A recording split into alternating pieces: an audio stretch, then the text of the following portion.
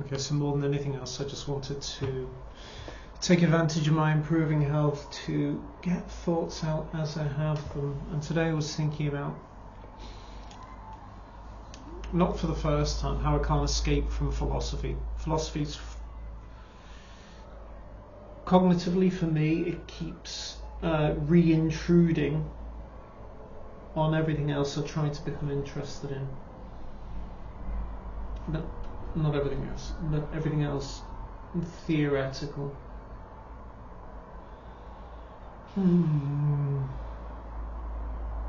Thoughts on philosophy. When I've tried to criticize philosophy in a metaphysics group, the rebuttal someone offered was nice and witty and simple. It's just like, try criticizing philosophy without using philosophy. And there's a good point there.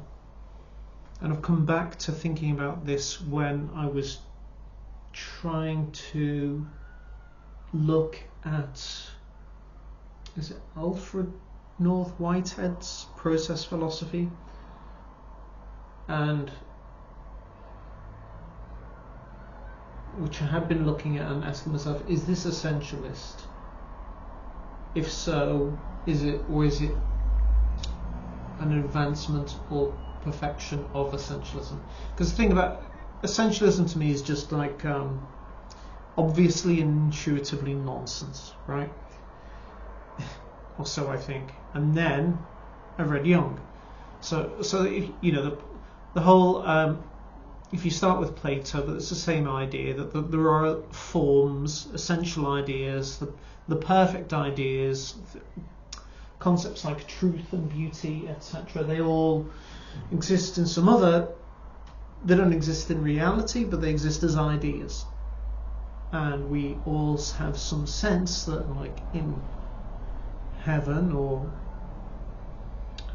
the collective unconscious, or however you want to do it, there are these archetypal perfect things. And this is easy to dismiss as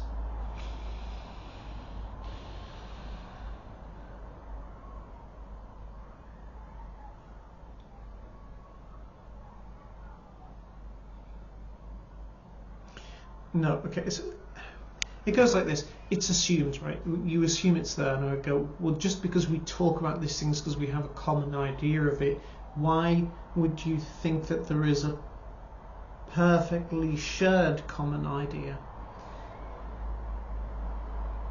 The arguments there are going to be, some of it is innate nature. There is conceptualization for basic number. That doesn't. 1 and 2 are words that have to be learned, but they're not concepts that have to be learned. There are some basic proto-structure or meta-structure for creating language. There's some ready-to-go instinctive patterns. There is possession by archetypes around which your own experiences have accumulated enough relevant significance to activate that archetype out of the unconscious. So it's like, you know, there is a solid line to take to say that essentialism is rooted in human nature, and to the extent that that nature is universal and human, there are universal meta concepts which come with the human package. You can call them archetypes. That's the conception I'm playing with that seems to have the most explanatory power, but more in various things: anthropology, linguistics, and whatever Chomsky does, evolutionary human biology, and of course the neuroscience, the neuro ... all of it. We'll say more on that.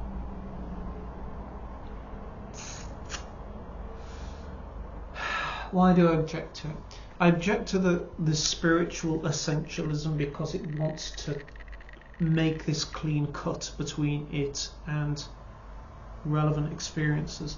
But the experiences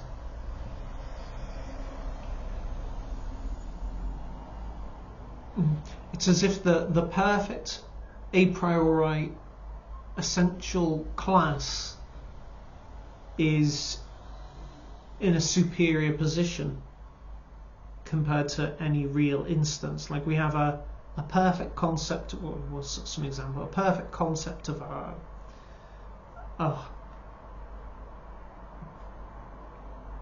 I don't think we do. I think we do. As soon as I go for any one of those perfect concepts,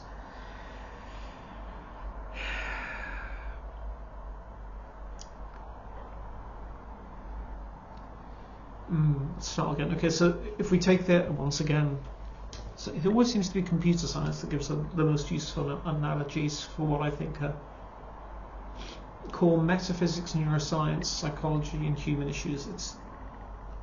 Which is fitting in the age we live in and probably important. But let's start again. If we have archetypes, which is the word I'm going to use to be an analogue of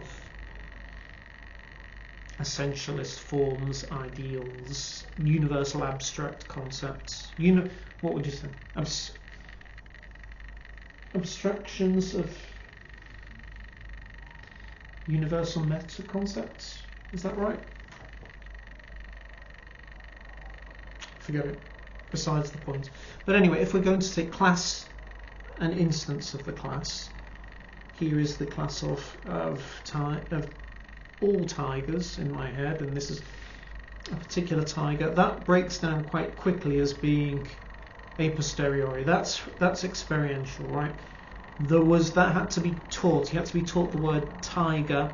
You were shown kids examples of tigers and maybe TV real life pictures of tigers, or somebody's described a tiger in the book, and altogether this lack of detail, this lack of specificity has let you create a superclass of tiger after the fact, which by virtue of having fewer details but more essential qualities of a tiger, one thing's. Now, what I'm trying to get at here is that's after the fact, a posteriori. The class was created after experiences. I'm pretty sure more instances of the experience modify the class over time. They refine your idea of what a tiger is. Ultimately, we get to the point of formal definitions, which are so important to so many people in many fields, to actually say, this is what we declare this class to be. We've now expressed it in words. Here, share the common concept. Everybody else, standardize your own to that, unless you show with examples that our ideal form is the wrong one, then we all update ours at the same time. That's how it works, definitions of classes and objects, and I don't see how the ideal forms are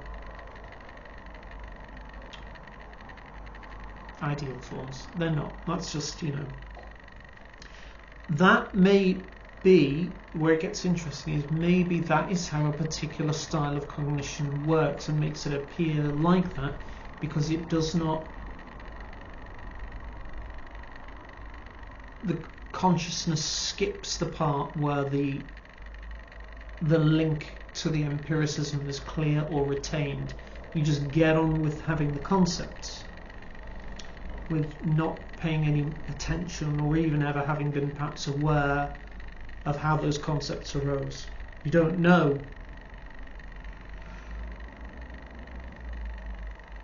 If I say the word gun, most people may not think of a specific gun, but the one they will think of will be based on real experiences of a gun. Bad example. What's a better one?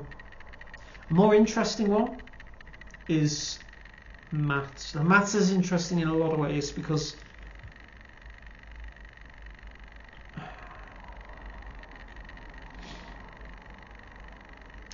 I think pure maths is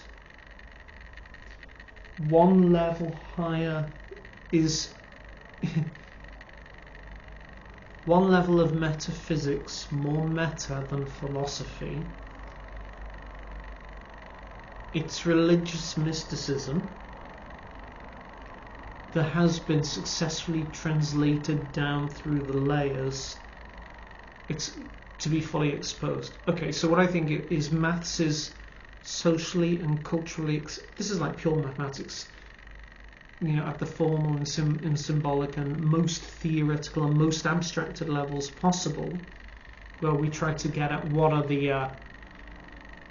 the core principles of the logical countability of reality, let's say. And that's, I have not thought about that much, and I apologise.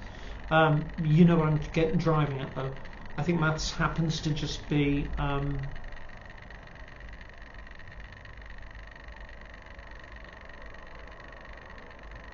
mysticism that has debunked itself in its own way by its own method, but remains mysticism because it's culturally accepted. So in our culture or superculture, let's say, we have linked the arcane all the way down so that everybody has some basic, some fundamental, foundational wizard schooling when it comes to maths. So it's most mystical. It's mysticism, and it's been demystified in the common way, but it still retains that at the top level, where you're no longer, you're far away from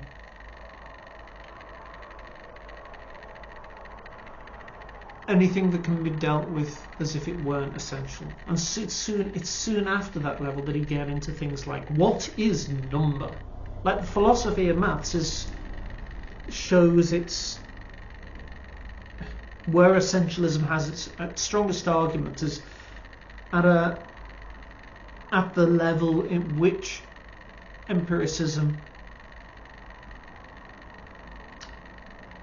it's a reductive abstraction. It's a reductive abstraction. That's I think where I'm getting to. I hate having the extroverted styles of intellectual cognition, because I have to talk this out to like talk to a camera with the prospect of somebody viewing this, to get my ego to function well enough to manage to do this kind of thinking. But yeah. So there, what have I found for myself? I think essentialism is reductive abstraction. Abstraction is when you take something and add meta in front of it.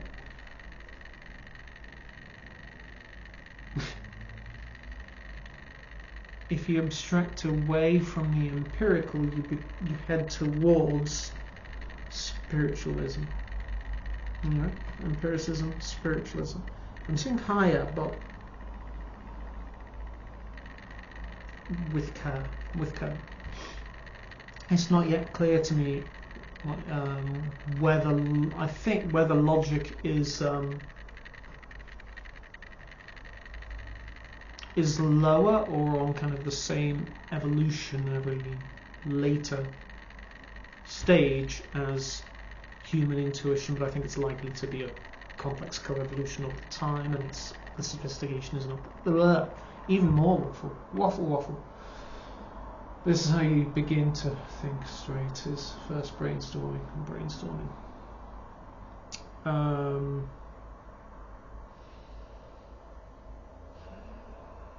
Yeah, I think what's happening there is that the essentialists are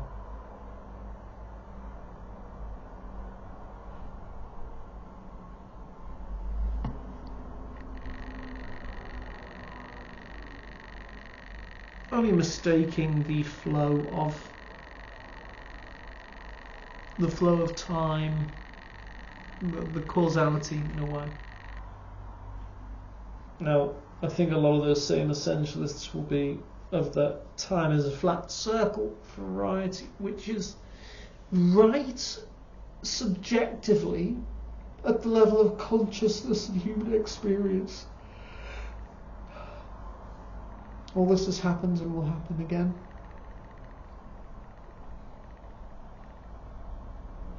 Yes and no.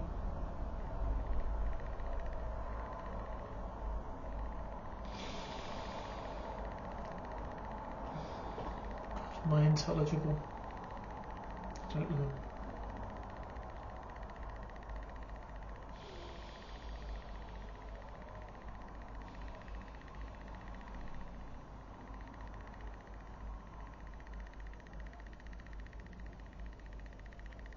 All that which is said to be higher depends upon the lower, which comes before it. The higher can be said to be superior because it has mastered that which is below it. Yes, to some extent that's true. The higher can be said to be more advanced because it has come later. It has adapted in an environment of that which has come before it. Is it better than what comes before it? Yes, but it's like a predator that only exists because there is already prey. Its superiority is part of its own adaptation. Okay, you have to have contempt for those below you in order to survive, because objectively you need them more than they need you, by definition. They do benefit from you as a collective, but you don't exist without them. That's the truth. If you hold to that truth,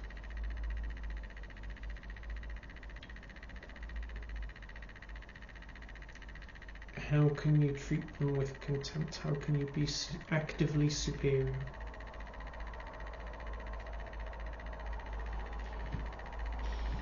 You must be better than them in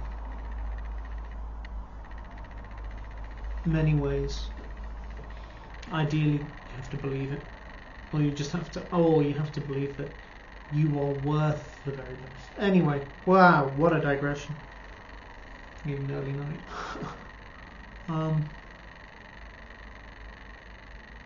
Interesting, I'll come back.